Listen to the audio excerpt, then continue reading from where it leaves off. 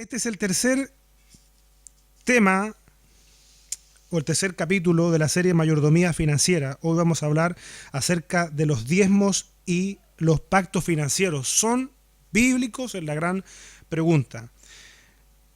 Ya hemos tenido dos capítulos anteriores, ya sabemos que nosotros somos mayordomos, no somos dueños, ¿no es cierto? Lo vimos en la primera exposición y en la segunda exposición también examinamos un poco dónde estaba nuestro corazón. Jesús dijo que nadie podía servir a dos señores, ¿no es cierto? Haciendo alusión al tema económico, haciendo alusión al dinero. En estos tiempos sería esa la aplicación. A ver, hay que comprender que la Biblia contiene principios, ¿bien? Y que esos principios tienen un trasfondo en los cuales hay una enseñanza para nosotros. Vamos a comenzar primero hablando acerca de los diezmos. Antes de entrar de lleno, en Romanos capítulo 15, versículo 4, dice, porque las cosas que se escribieron antes, para nuestra enseñanza se escribieron. Las cosas que se escribieron antes, para nuestra enseñanza se escribieron, dice el apóstol Pablo en su carta que escribe a los Romanos, capítulo 15, versículo 4. Porque las cosas que se escribieron antes, para nuestra enseñanza se escribieron, a fin de que por la paciencia y la consolación de las Escrituras tengamos esperanza. Bien. Y el apóstol Pablo también ahí en el libro de los Hechos, capítulo 20, 27, dice, porque no he rehuido anunciaros todo el consejo de Dios. Quiero decirles que nos vamos a meter en uno de los temas controversiales hoy dentro de la iglesia. Se discuten estos temas, se hablan, hay distintas posturas. Vamos a, con la ayuda del Señor, tratarle de darle el trasfondo bíblico a esto. Porque lo que interesa no es lo que diga tal o cual personaje, lo que importa es lo que dice la Biblia. Bien, los diezmos. Los diezmos vienen del Antiguo Testamento, eso lo sabemos, ¿no es cierto? Los diezmos fueron parte de la ley. Bien, hoy día también hay una discusión, que algunos dicen que hoy día no estamos en la ley, que estamos en la gracia. Pero los diezmos vienen antes de la ley. Si usted no lo sabía, lo vamos a ver bíblicamente, porque los diezmos están antes de la ley. Todavía no existía la ley, y ya nos vamos a encontrar con Abraham, por ejemplo, diezmando, entregando un diezmo. Dios no se lo pidió, Él lo quiso entregar. Bien, en Génesis 14... desde el versículo 17 encontramos lo siguiente.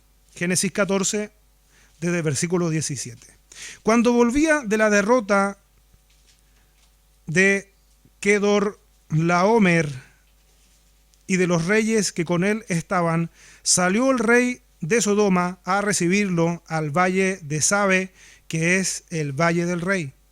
Entonces Melquisedec, rey de Salem y sacerdote del Dios Altísimo, sacó pan y vino y le bendijo diciendo, bendito sea Abraham del Dios Altísimo, creador de los cielos y de la tierra, y bendito sea el nombre del Altísimo que entregó a tus enemigos en tu mano. ¿Lo tiene usted? ¿Y qué dice? Y le dio a Abraham, ¿lo tiene? Los diezmos de todo. De todo eso que recibió en esa victoria, Abraham dio los diezmos. Pregunta, ¿se los pidió Dios a Abraham? No. Si no había ley, no existía ley. Abraham quiso dar el 10% de eso que había obtenido y lo entregó de manera voluntaria.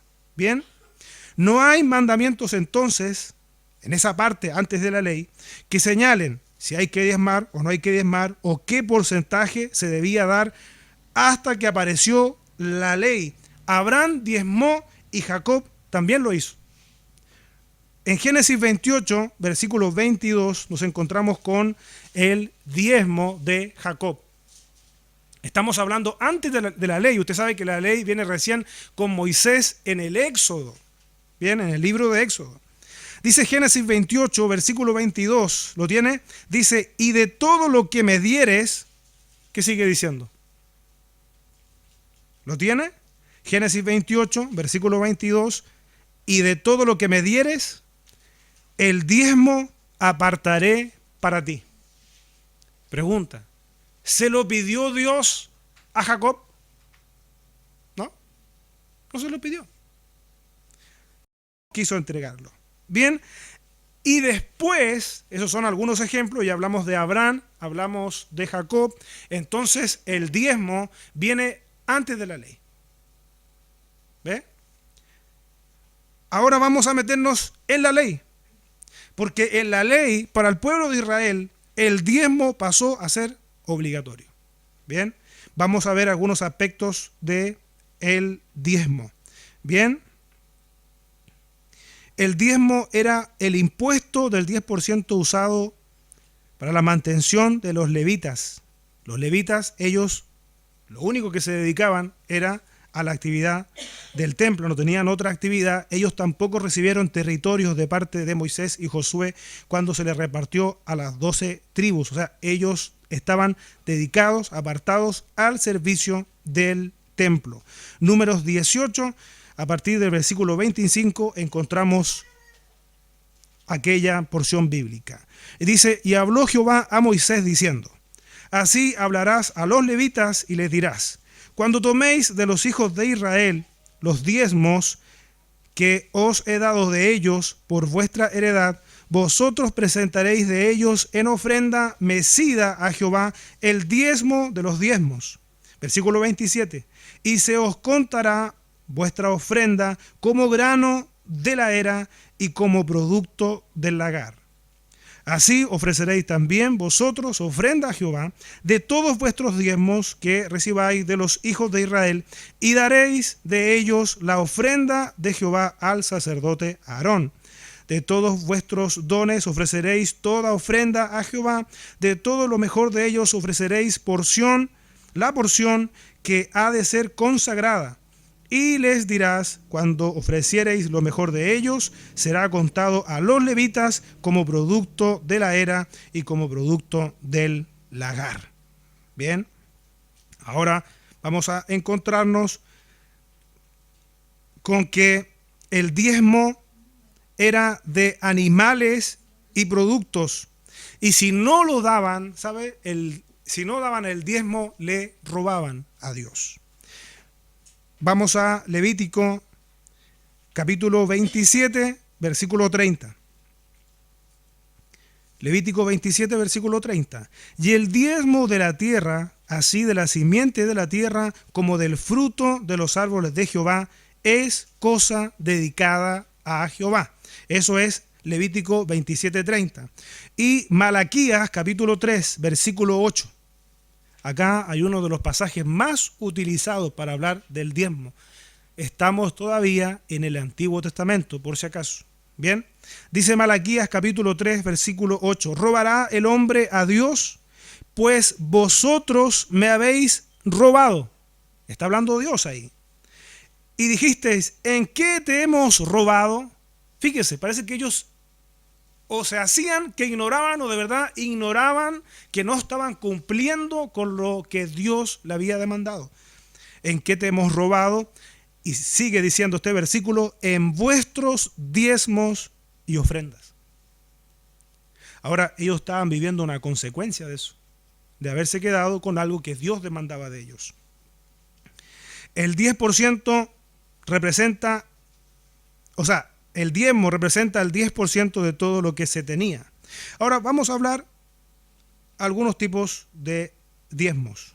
Ya lo estamos haciendo, ¿no es cierto? Hablamos de que el diezmo correspondía a los animales y los productos. Bien. Dios les ordenó llevar un diezmo anual a la ciudad que establecería para que morara su nombre, Jerusalén. O sea, los israelitas no daban el 10% solamente. Ellos daban más del 10%. Ahora lo vamos a ver. Dios estaba ordenando apoyo para las fiestas nacionales como la Pascua, y esto está claramente también señalado en Deuteronomio capítulo 12, versículos 10, 11, versículos 17, 18. Esto representa un 10% anual, lo que suma el 20%, sumando el primer diezmo ya. Acá estamos en un 20%. Dice Deuteronomio capítulo 12, versículo 10. Mas pasaréis el Jordán y habitaréis en tierra que Jehová vuestro Dios os hace heredar, y él os dará reposo de todos vuestros enemigos alrededor, y habitaréis seguros. Y al lugar que Jehová vuestro Dios escogiere para poner él su nombre, allí llevaréis todas las cosas que yo os he mandado. Allí llevaréis todas las cosas que yo os he mandado, vuestros holocaustos, vuestros sacrificios, vuestros diezmos, las ofrendas elevadas de vuestras manos y todo lo escogido de los votos que hubierais prometido a Jehová. O sea, ya sabían que había una instrucción de llevar el 10% a Jerusalén también. Bien, estamos leyendo de Deuteronomio capítulo 12, versículos 17 y 18. Y eso sigue, si lo quieren anotar, porque también hay una continuidad. Ya lo leímos los dos pasajes, ¿no? No, 17 y 18 también. Leímos el 11, el 10 y el 11, el versículo 17 y 18 dice: ni comerás en tus poblaciones el diezmo de tu grano, de tu vino o de tu aceite, ni las primicias de tus vacas, ni de tus ovejas, ni de los votos que prometeréis, ni las ofrendas voluntarias, ni las ofrendas elevadas de tus manos, sino que delante de Jehová tu Dios las comerás en el lugar que Jehová tu Dios hubiere escogido, tú, tu hijo, tu hija, tu siervo, tu sierva, y el levita que habita en tus poblaciones. Te alegrarás delante de Jehová tu Dios de toda la obra de tus manos. Bien, ese era otro 10% que era destinado a Jerusalén. Hay un tercer diezmo, el diezmo del bienestar. Este diezmo se daba al fin de cada 3 años. También está bíblicamente esto señalado en Deuteronomio capítulo 14, versículos 28 y 29. Ahora, si sumamos entonces este 3,3% anual adicional, esto es un prorrateo, ¿no es cierto? Porque era un 10% cada 3 años, entonces es un 3,3 adicional, entonces nos da a conocer que los israelitas tenían que diezmar alrededor de un 23,3%, haciendo un análisis, insisto. Dice Deuteronomio capítulo 14, versículo 28, al fin de cada 3 años sacarás todo el diezmo de tus productos de aquel año y lo guardarás en tus ciudades. Y vendrá el levita que no tiene parte ni heredad contigo, y el extranjero, el huérfano y la viuda que hubiere en tus poblaciones, y comerán y serán saciados, para que Jehová tu Dios te bendiga en toda obra que tus manos hicieren. O sea, este tiene como un enfoque social, este 3,3% anual. Era un 10% cada 3 años. ¿Bien? ¿Me van siguiendo hasta ahí o vamos muy rápido? ¿Sí? Bien. Por lo tanto, cada miembro del pueblo de Israel debía dar el 23,3% anual de todo lo que poseía. Los primeros 3 diezmos mencionados durante la época de Moisés no eran más que impuestos y no debe confundirse con la dádiva voluntaria o el diezmo al Señor. Esos diezmos eran una tributación obligatoria que se usaba para financiar el gobierno humano e instituido divinamente en el pueblo de Israel. Bien, ahora por otra parte tenemos la dádiva voluntaria. Hablamos de los diezmos por ley, obligación, ¿no es cierto? Pero tenemos también la dádiva voluntaria. ¿Para qué era? Era para proporcionar generosa, era proporcionada, quiero decir, generosa, proporcionada, generosa, expiatoria y de corazón, como las primicias en Números capítulo 18, versículo 12, Proverbios capítulo 3, versículos 9 al 10, en Éxodo se describe la ofrenda voluntaria, ahí en el capítulo 35, versículos 4 y 5, 21, 22 y 29. A ver, vamos a leer algunos versículos de Éxodo. Dice: y habló Moisés a toda la congregación de los hijos de Israel, diciendo: esto es lo que Jehová ha mandado.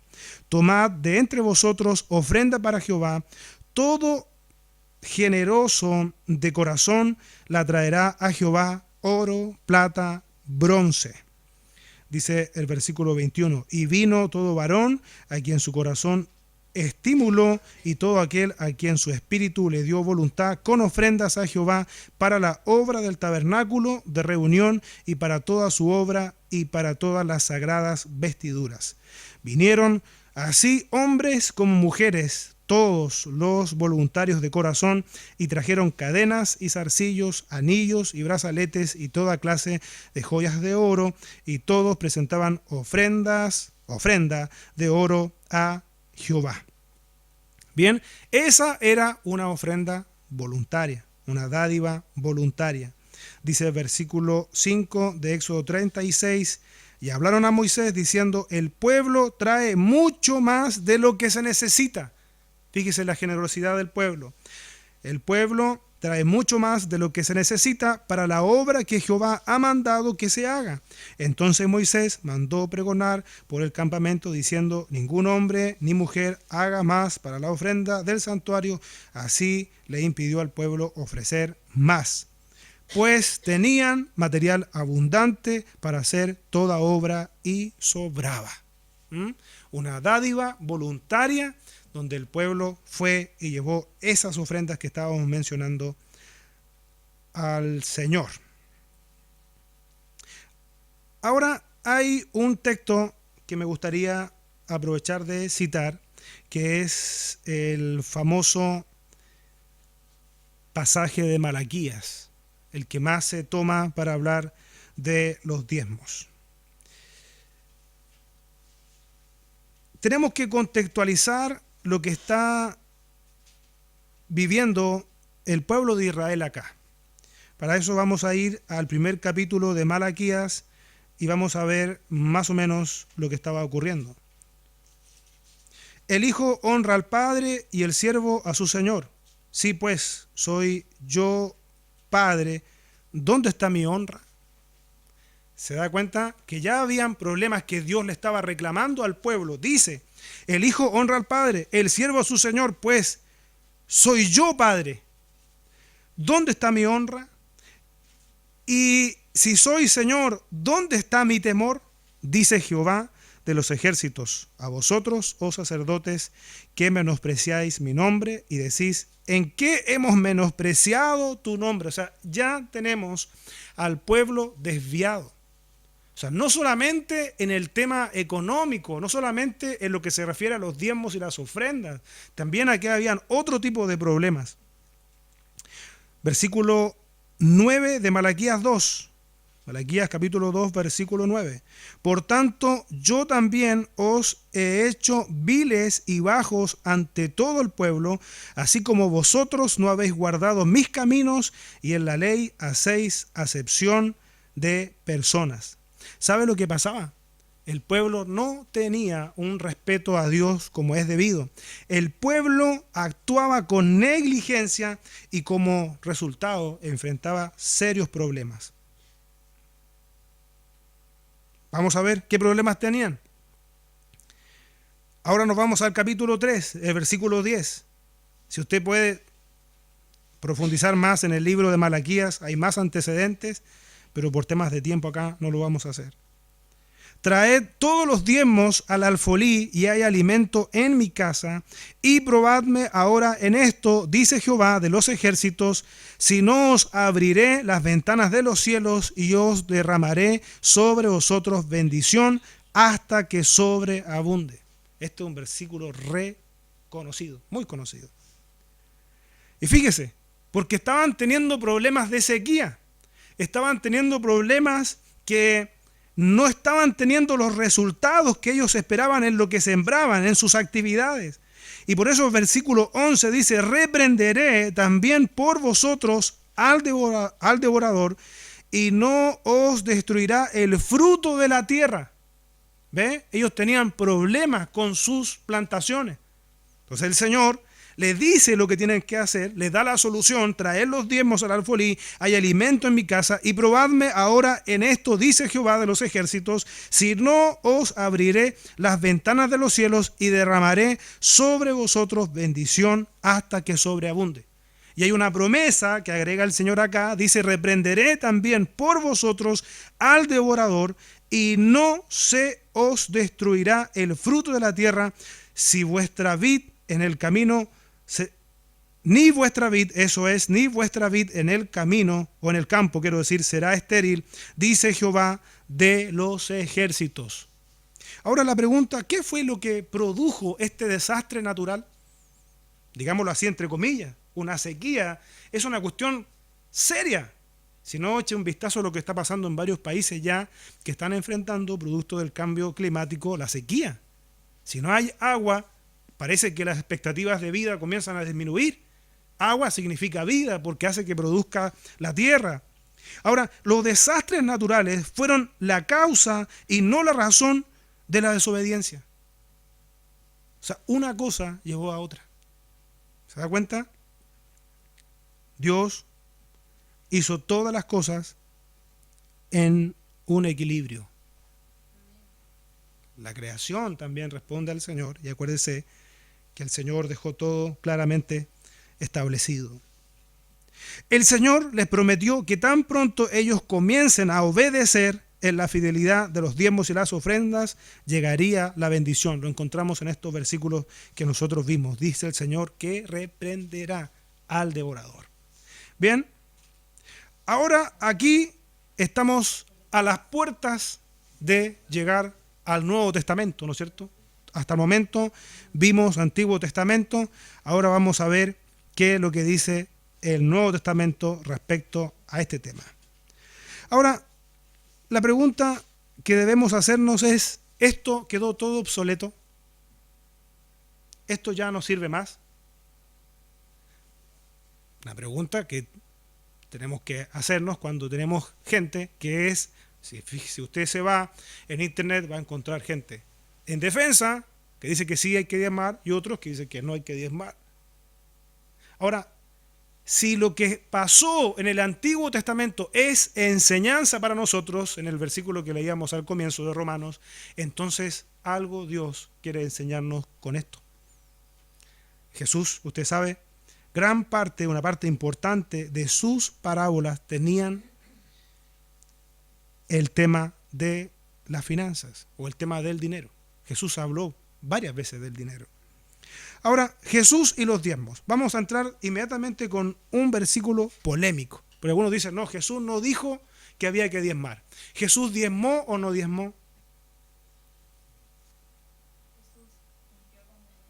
Jesús cumplió con la ley, ¿no es cierto? Porque si no, los fariseos, que eran sumamente celosos, jamás hubieran compartido con Jesús. Si Jesús no hubiese cumplido en algo la ley, Jesús cumplió la ley, Jesús diezmó. Vamos a Mateo capítulo 23, versículo 23. Sacado a veces de contexto esto. Dice: ay de vosotros, escribas y fariseos, hipócritas, porque diezmáis la menta y el eneldo y el comino, y dejáis lo más importante de la ley. 2 puntos. La justicia, la misericordia y la fe. ¿Dice Jesús ahí que no hay que diezmar? Pregunto. ¿Dijo Jesús aquí que no había que diezmar? Porque algunos utilizan este versículo. Jesús encaró a los fariseos hablándole que eran meticulosos, fíjese. O sea, acá la expresión de Jesús es que ellos diezmaban hasta de lo más mínimo. La menta, el eneldo y el comino. Ese grado de rigor, por decirlo así. Pero usted sabe también qué cosa criticó Jesús de los fariseos. Lo que le reclama Jesús acá es que ellos dejaron lo más importante de la ley. Quiere decir que los diezmos era algo menos importante. ¿Es así? ¿Lo tiene ahí? ¿Ve? Él le dice: y dejáis lo más importante de la ley. ¿Qué es lo más importante de la ley, Señor Jesús? Acá responde: la justicia, la misericordia y la fe. ¿Ve? No les dice, no tienen que hacerlo, están obsoletos. Les dicen, ustedes están enfocados hasta cosas más mínimas de la ley, pero dejaron de hacer las cosas más importantes. Ahora fíjese que Jesús también citó los diezmos cuando enseña la parábola del fariseo y el publicano. Eso está en Lucas capítulo 18, en los versículos, por lo menos yo tengo acá del 11, que es la oración del fariseo, pero parte antes. Dice el versículo 11, el fariseo puesto en pie oraba consigo mismo de esta manera: Dios, te doy gracias porque no soy como los otros hombres, ladrones, injustos, adúlteros, ni aun como este publicano. Ayuno 2 veces a la semana, doy diezmos de todo lo que gano. ¿Ve? Jesús hablando de aquello. Ahora, también tenemos las enseñanzas del apóstol Pablo. Yo quiero que entendamos que el uso del diezmo era para, graficándolo de cierta forma, era para sostener la obra. Era para el sostenimiento de la obra del Señor. Ahora, Dios podía haber hecho descender dinero del cielo. Hizo oro, plata, ¿cierto? Los metales preciosos, los diamantes. Sin embargo, Dios, de una forma soberana, Él determinó en el Antiguo Testamento que el propio pueblo de Israel sustentara el templo, y en el Nuevo Testamento que la misma iglesia sea la que extienda el reino. Hasta hace algunos años nosotros teníamos conocimiento, por ejemplo, que naciones, países como Estados Unidos, mandaban una cantidad de misioneros por el mundo. Enviar un misionero tiene un costo. Porque un misionero, un predicador, un evangelista no puede ir al aeropuerto, a la terminal, decir, ¿sabe qué? Yo le vengo a pagar con fe, ¿no es cierto? O le voy a pagar, ¿cuánto vale el pasaje? No sé, 20,000 pesos. Le voy a pagar con gloria al Señor, ¿se lo puedo? O se lo voy a pagar con una ofrenda de amor, le voy a dar un gran abrazo. No, ¿verdad? La obra la ha financiado Dios a través de la iglesia. En el Antiguo Testamento, el templo lo sustentó Dios también, pero utilizó al pueblo de Israel, que tenía que ser fieles con esos aportes que tenían que dar, ¿no es cierto?, que eran también parte de una demanda de Dios. ¿Ve? Ahora, ¿qué fue lo que dijo el apóstol Pablo? Que también se cita varias veces. El apóstol Pablo nunca mencionó el diezmo, así explícitamente. Nunca él habló del diezmo. Pero el concepto de esto que venimos hablando, del sostenimiento, sí lo encontramos en las palabras que dio el apóstol Pablo. Ahora, en 1 Corintios 9, versículo 13, fíjese usted que aquí vamos a encontrarnos con una problemática que es una problemática también contemporánea. Se sigue presentando esto. 1 Corintios capítulo 9, versículo 13. Dice, ¿no sabéis que los que trabajan en las cosas sagradas comen del templo y que los que sirven al altar del altar participan? Vuelvo a decir, contextualicemos. Ya habían polémicas como hoy día. Hay gente, por ejemplo, y se respeta, ¿no? Misiones que dicen no. Por ejemplo, a sus pastores dicen que tienen que trabajar. Y yo he tenido la posibilidad, por misericordia del Señor, de conocer muchos pastores, muchísimos pastores. Y de conocer pastores, conozco el caso de un pastor que Dios lo ha bendecido tremendamente, tiene su empresa, no vive de la iglesia, ni siquiera de los diezmos. Tiene muchísimo dinero. Y un día, de los labios de ese propio pastor, yo escuché, imagínense lo que significa tener dinero, una edad avanzada, y decir, yo no sé si el día de mañana voy a estar arrepentido de no haberme dedicado más a la obra. Porque con dinero no lo va a comprar. Con dinero no va a cambiar las cosas. También conozco la realidad de un pastor al cual quiero mucho, que en su primer lugar donde se fue de pastor, él dice, yo hermano, trabajaba y yo no le pedía nada a los hermanos. Él cuenta así. Pero un día trasladaron a ese pastor a otra ciudad y llegó otra familia pastoral. Imagínense con lo que se encontraron, los hermanos mal acostumbrados. Y el pastor reconoce que cometió un error, pero él estaba comenzando el ministerio. Porque la obra, la iglesia, usted lo va a ver en el libro de Hechos 2 en adelante, el que tenía más traía a los pies de los apóstoles y se distribuía. La obra tenía que seguir ensanchándose, extendiéndose. Tenía que crecer la obra. Y es una manera soberana que Dios ha utilizado para que la iglesia siga su curso. Fíjese, y parece que en la iglesia de los Corintios habían discusiones como las que hay hoy día. Porque dice, ¿no sabéis que los que trabajan en las cosas sagradas comen del templo y los que sirven del altar participan? Así también ordenó el Señor a los que anuncian el evangelio que vivan del evangelio. Pero sin embargo, a veces, yo le digo, encontramos opiniones de gente que dice, no, pero sí, que trabaje. Pero si la obra también es un trabajo. Pedro, los primeros apóstoles, no pudieron seguir trabajando más. ¿O sí? Tuvieron que dedicarse a predicar la palabra. Pablo es el que tuvo que hacer esa pausa, entre comillas, debido a que la iglesia no fue generosa en sus dádivas para sostenerlo. Bien, sigamos. Primera de Corintios capítulo 16, versículo 2. Por acá hay un principio del Nuevo Testamento. Luego ya vamos a comenzar ya a cerrar esta parte. Cada primer día de la semana, a cada uno de vosotros ponga aparte algo, según haya prosperado. Aquí está el principio, por decir así, de voluntariedad y que tiene que ser deliberado. ¿Ve? Según haya prosperado, guardándolo, dice, para cuando yo llegue no se recojan entonces ofrendas.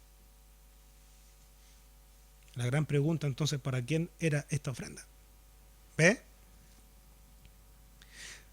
Pablo enfrenta estas polémicas o esta controversia que es similar a la de hoy. Retrocedamos un poco al capítulo 9 de Primera de Corintios. Ahora vamos a leer algunos versículos más para comprender mejor. Desde el versículo 6. Dice, ¿o solo yo y Bernabé no tenemos derecho de no trabajar? ¿Quién fue jamás soldado a sus propias expensas? El soldado depende de alguien, ¿no es cierto? ¿Quién planta viña y no come de su fruto? Vuelvo a decir, estas son las mismas polémicas, los mismos conflictos que hay hoy día en la iglesia. ¿O quién apacienta el rebaño y no toma de la leche del rebaño? Digo esto, solo como hombre. ¿No dice esto también la ley? Porque la ley de Moisés está escrito, no pondrás bozal al buey que trilla. Eso está en el libro de Deuteronomio. ¿Tiene Dios cuidado de los bueyes? ¿O lo dice enteramente por nosotros? Pues por nosotros se escribió, porque con esperanza debe arar el que ara, y el que trilla con esperanza debe recibir el fruto. Si nosotros sembramos entre vosotros lo espiritual, fíjese, aquí esto es para varios que cuestionan cuando se pide algún tipo de recurso en la iglesia porque dicen que no se debe dar, toman una actitud más extremista. Si nosotros sembramos entre vosotros lo espiritual, ¿es gran cosa si segáremos de vosotros lo material? ¿Ve? Sigue diciendo, versículo 12. Si otros participan de este derecho sobre vosotros, ¿cuánto más nosotros? Pero no hemos usado este derecho, sino que lo soportamos todo por no poner ningún obstáculo al evangelio de Cristo. Estaban cuestionando esto. ¿Ve? ¿No sabéis que los que trabajan en las cosas sagradas, lo leímos, lo volvemos a repetir, versículo 13, lo repetimos. ¿No sabéis que los que trabajan en las cosas sagradas comen del templo y los que sirven del altar participan? Así también ordenó el Señor a los que anuncian el evangelio que vivan del evangelio. Esto es nuevo pacto. Esto ya no es ley. ¿Bien? Ahora, entonces, ¿qué pasa en el nuevo pacto? En el nuevo pacto, las dádivas, entonces, son voluntarias, por lo que dice el apóstol Pablo. Es una bendición. Siempre es una bendición dar. Siempre es una bendición dar. La Biblia nos enseña que es más bienaventurado recibir que dar. Dar que recibir. Dar que recibir. Y ya dijimos que el diezmo no viene de la ley, sino que el diezmo viene antes de la ley. Y si viene antes de la ley, debe seguirse sosteniendo como un principio universal. A ver, algunos dicen, no, es que la gracia cambió todo. Pero fíjese que la gracia exige más que la ley. Se lo voy a demostrar bíblicamente. En Mateo 5, en ese famoso sermón del monte, vamos a encontrar en los versículos 27 y 28 a Jesús subiendo los requisitos. Dice, oísteis que fue dicho, no cometerás adulterio. Eso lo dice la ley. Y mire lo que dice Jesús, pero yo os digo que cualquiera que mire a una mujer para codiciarla, ya adulteró con ella en su corazón. ¿Ve? Sube los requisitos. Sube los requisitos. Ahora no es que alguien quiere decir, bueno, entonces ahora no tenemos que aportar nada, ahora no hay que diezmar nada, ahora no hay que ofrendar nada. No es así. No es así. Esa es una expresión errónea. Ahora, para terminar este tema de los diezmos, quiero decirles algunas cosas que quedan en manifiesto cuando diezmamos. En primer lugar, amor por el Señor, amor por Dios. El apóstol Pablo enseñó ahí en los Colosenses que todo lo que hagamos tiene que ser, ¿no es cierto?, de corazón como para el Señor. Entonces lo hacemos primero por nuestro amor por el Señor. En las relaciones, en la iglesia, incluso todo tiene que estar marcado por el amor. Cuando diezmamos, ¿sabe también que queda manifiesto? El señorío de Dios en nuestra vida. Porque es un ejercicio. Cada vez que usted separa algo para el Señor, no hablamos de ofrenda, estoy hablando de diezmo. Cuando separa algo para el Señor, antes al 10%, pero la gracia puede ser más del 10%. Oiga, cuando lo hacemos, estamos demostrando que Dios, que Jesús es el Señor de nuestras vidas. Porque Jesús dijo que nadie puede servir a dos señores. Es un ejercicio, porque a veces usted dice, uy, pero que me subieron el sueldo, voy a tener que diezmar más. Bueno, oramos para que le bajen el sueldo entonces, y diezme menos. ¿Cuál es el problema? ¿Sabe también lo otro que demostramos cuando diezmamos? Temor a Dios. Pero no temor de miedo, sino que ese temor reverencial que dice la Biblia que es el principio de la sabiduría. ¿Sabe también que demostramos cuando diezmamos? ¿Dónde está nuestro corazón? Si está en las riquezas o si de verdad estamos haciendo tesoros en el cielo. Cuando diezmamos también demostramos fidelidad. Fíjese que se le pedía el 10%, se quedaban con el 90%. La pregunta es, ¿cuál es el problema para entregar el 10%? Si uno se queda con el 90%, no hizo las cosas Dios al revés. Bueno, tráiganme el 90% y yo me quedo, ustedes se quedan con el 10%. No, usted se queda con el 90%. De eso, es una bendición del Señor. Porque ya aprendimos que Dios es dueño de todo. Y eso que llegó a nuestras manos, en realidad le pertenece a Dios. Dios lo confió en nuestras manos y el uso que le demos va a hablar de nuestra espiritualidad. No separe el dinero de su vida espiritual. ¿Bien? ¿Sabe también lo que demostramos cuando diezmamos? Dependencia. Porque alguien puede decir, no, yo no me alcanza para diezmar. O yo gano tan poquito que cuando gane más, ahí voy a dar. No. Si usted no da cuando tiene poco, no espere que Dios le dé más. ¿Por qué tendría que darle más si usted no es fiel en lo poco? La Biblia dice, lo poco fuiste fiel, sobre mucho te pondré. ¿Sabe? El diezmar es una bendición. Se lo digo ya con años diezmando. Es más, me puse medio fanático. Algunos me criticaron y les quiero abrir mi corazón. Porque yo lo que hago, trato de seleccionar incluso los billetes más lindos. Porque lo hago como para el Señor. Es lo más bonito, los más tiraditos, no sé qué. Ahora que estoy acá, Eva Perón tiene que ser bien estiradita. pero lo hago como para el Señor. Es un ejercicio, porque yo sé, gracias a Dios, lo que significa a veces diezmar harto, y sé también lo que significa diezmar poco. Sé lo que significa a veces estar en necesidad y, uy, pero es que necesito. No. Lo primero para mi Señor. Es una muestra de mi devoción, de mi amor por el Señor, para el Señor, para el Señor. Ahí está, para el Señor. Demostramos dependencia. ¿Sabe qué? Somos ejemplo también, incluso para nuestra familia y para los demás en la congregación.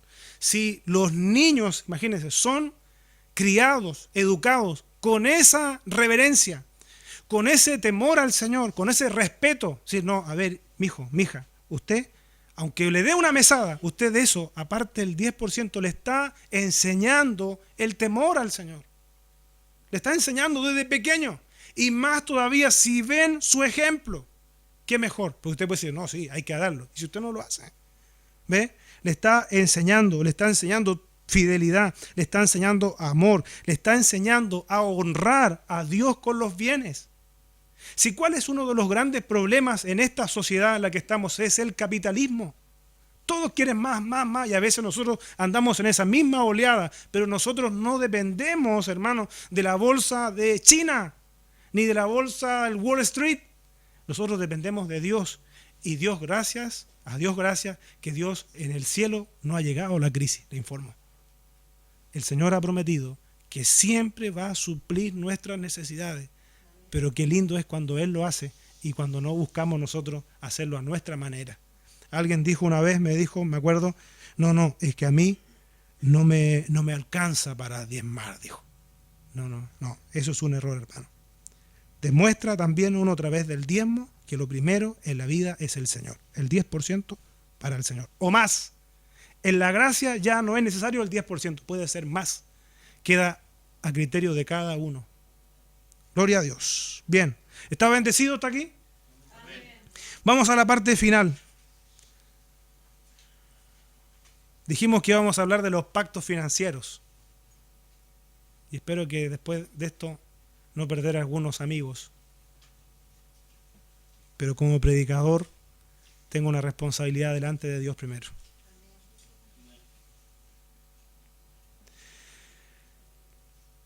¿Se puede pactar con Dios? Hoy está de moda eso, está en boga la gente que dice pacta con Dios. ¿Saben lo que se basan algunos que dicen que se puede pactar con Dios? Se basan en este versículo que está en Génesis capítulo 28. Desde el versículo 20 lo vamos a leer. Porque dicen que Jacob hizo un pacto con Dios. Vamos a verlo. Vuelvo a decir que lo que vamos a ver es fuertemente bíblico, más que cualquier otra cosa. Dice Génesis capítulo 28, versículo 20, e hizo Jacob, ¿qué es lo que hizo? ¿Lo tiene? E hizo Jacob voto. ¿Dice pacto su Biblia? No, ¿no es cierto? Entonces no hizo un pacto Jacob. Hizo un voto. E hizo Jacob voto diciendo, si fueres Dios conmigo y me guardare en este viaje en que voy, dice, y me diere pan para comer y vestido para vestir, y si volviese en paz a casa de mi padre, Jehová será mi Dios. Y esta piedra que he puesto por señal será casa de Dios, y de todo lo que me dieres, el diezmo apartaré para ti. No dice pacto la Biblia acá. Dice voto. Ahora, esta palabra viene del original que es nadar. Aparece 31 veces en el Antiguo Testamento. Esta palabra, nadar, que acá se traduce como voto. ¿Qué quiere decir esta palabra según el diccionario Strong? Promesa. Votos, prometer, voto, lo que da como significado, hacer o dar algo a Dios. La palabra nadar no es un pacto, es un voto. ¿Bien? Y los votos también están regidos bíblicamente, y usted lo va a encontrar ahí en Números 30, cómo es que tenían que hacerse los votos. Números 30, versículo 2, voy a leer solamente una parte. Dice, cuando alguno hiciere voto a Jehová o hiciere juramento ligando su alma con obligación, no quebrantará su palabra, hará conforme a todo lo que salió de su boca. Bien, entonces Jacob no hace un pacto, hace un voto. Hace un voto como lo hemos hecho o lo han hecho muchos de nuestros hermanos. Hay situaciones de gente que ha tenido a lo mejor algún familiar enfermo, en situación extrema, crítica, y ha dicho, Señor, si tú sanas a mi hijo, a mi hija, a mi papá, a mi mamá, yo te voy a servir. ¿Qué eso es un pacto? ¿Qué es lo que es? Es un voto, es una promesa. Bien, a algunos se les responde. Hay algunos que cuentan en su testimonio, sabe que yo estaba enfermo, no sé qué, lloraron por mí, yo le dije al Señor que si me sanaba, yo le iba a servir, y aquí estoy, hermano. Y otros tantos que hicieron esos votos y no están acá, ni sirviendo al Señor en ninguna parte, se olvidaron, ¿bien? Pero son votos, son promesas. ¿Qué es un pacto entonces?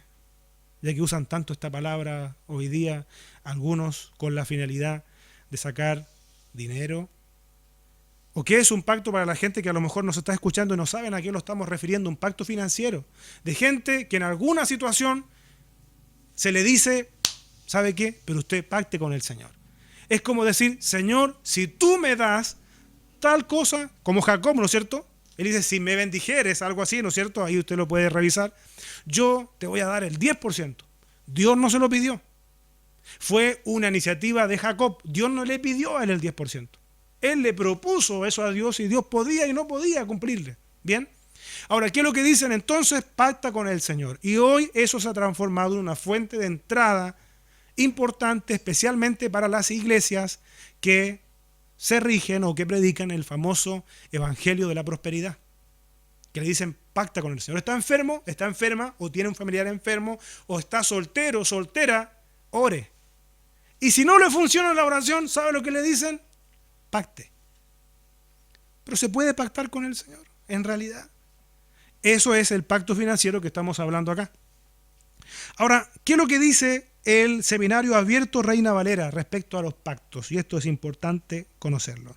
Dice, la Biblia revela que a Dios le ha placido establecer pactos con los hombres. Ahí está el primer principio. ¿Quién es el que pacta? Dios. Usted ni yo no podemos pactar con Dios. No se puede. Si a usted le están diciendo que pacte con el Señor, le están hablando mentira. No se puede pactar con el Señor por nuestra parte, porque el que pacta es Él. A Dios le ha placido establecer pactos con los hombres. ¿Sabe? 8 de estos pactos se hallan mencionados en las sagradas páginas y ellos incorporan los hechos más vitales en la relación que el hombre ha tenido con Dios a través de toda la historia de la raza humana. Insisto, es Dios el que pacta. Nosotros lo que podemos hacer es una promesa, incluso una promesa económica, si la podemos hacer. Uno puede decir, Señor, yo te voy a dar tanto, pero como una ofrenda, no como un pacto. Porque vamos a encontrar otra cosa importante. Primero ya dijimos que Dios es el que pacta, ¿verdad? Ahora, cada pacto representa un propósito divino y la mayoría de ellos constituyen una absoluta predicción, tanto como una promesa inalterable del cumplimiento de todo lo que Dios ha determinado. Ya dijimos, primero, Dios pacta con el hombre. Segundo, Dios siempre cumple sus pactos. Y aquí encontramos otra luz para muchas personas que hasta el día de hoy siguen esperando que Dios le cumpla un pacto que ellos hicieron. Pero lo que usted hizo, amigo, amiga, no fue un pacto con Dios. Usted lo que puede haber hecho es un voto. Le haya ofrecido lo que le haya ofrecido. ¿Sabe por qué? Porque Dios pacta con el hombre, primero. Segundo, Dios cumple todos sus pactos. Ya dijimos que hay aproximadamente, algunos dicen 7, 8 dicen otros pactos en la palabra. Vamos a ver algunos rápidos. Bien. Si llevamos nuestra consideración del tema hasta el tiempo cuando los pactos fueron hechos, descubrimos que ellos siempre anticiparon el futuro y tenían el propósito de ser un mensaje de certidumbre para aquellos con quienes el pacto era establecido. Dios, insisto, Dios pactando con el hombre. Además de los pactos bíblicos, los teólogos han sugerido 3 pactos teológicos que tienen que ver con la salvación del hombre. Algunos pactos bíblicos, usted conoce, yo creo que todos. Bien, el pacto adánico. Ahí hay un pacto, usted lo va a encontrar en Génesis capítulo 3, versículo 16 al 19, y en el versículo 15 también Dios dando la solución a toda esa problemática que se produjo. Usted sabe, el hombre, la mujer desobedecieron. Y ahí encontramos un pacto de Dios con el hombre. Y pondré enemistad entre ti y la mujer, y entre tu simiente y la simiente suya. Esta te herirá en la cabeza, y tú le herirás en el calcañar. ¿Quién está pactando acá? Dios, ¿no es cierto? Ahora vamos a encontrar más pactos. El pacto noéico. ¿Quién es que pacta ahí? ¿Noé con Dios? No. Dios con Noé. Dios con Noé, ¿ve? Y eso también está relatado ahí en la palabra del Señor. Vamos a encontrar el pacto abrahámico, vamos a encontrar el pacto palestino, el pacto mosaico, el pacto davídico, y también vamos a encontrar el nuevo pacto. Insisto, ¿quién es el que pacta acá? Dios, Dios es el que pacta, ¿ve? Dice Jeremías capítulo 31, versículo 34. Dice, y no enseñará más ninguno a su prójimo, ni ninguno a su hermano, diciendo, conoce a Jehová, porque todos me conocerán. Es un pacto de él. Está hablando él, está hablando Dios, primera persona. Todos me conocerán, desde el más pequeño de ellos hasta el más grande, dice Jehová, porque perdonaré la maldad de ellos y no me acordaré más de su pecado. Ese es el nuevo pacto. ¿Cómo lo iba a hacer esto Dios? A través de Jesucristo. Pero lo hizo él. Los pactos bíblicos es Dios pactando con el hombre. Hoy se dice pacte con Dios. Lo que según las Escrituras es imposible. Así de simple.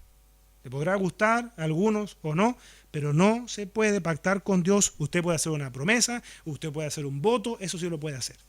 Y si va a hacer una promesa, dice la Biblia que mejor que se apresure para cumplirla, dice. Pero no se puede pactar con Dios. Ya lo dijimos, se puede hacer un voto, una promesa, pero no un pacto con Dios. Recuerde, Dios es dueño de todo. ¿Por qué le dicen en los pactos que usted tiene que llevar una cantidad para sorprender a Dios? Señor, yo te voy a dar 20,000 pesos, y a lo mejor se va a endeudar a 72 meses si usted es pobre, para que Dios le dé una respuesta. ¿Sabe qué? Hay gente que Dios no le ha respondido. Y ya dijimos que dentro de los principios de los pactos, como Dios es el que pacta, Dios cumple. ¿Ve? Entonces no se trata ni de cantidad, porque Dios es dueño de todo. Es ridículo, hermano, hermana, venir delante del Señor. Señor, te voy a dar. Póngale los ceros que quiera, si Dios es dueño de todo. ¿Cómo podemos venir a moverle el piso al Señor? Dios es dueño de todos, nosotros somos mayordomos, por lo tanto no hay nada que podamos darle a Dios que no sea de Él.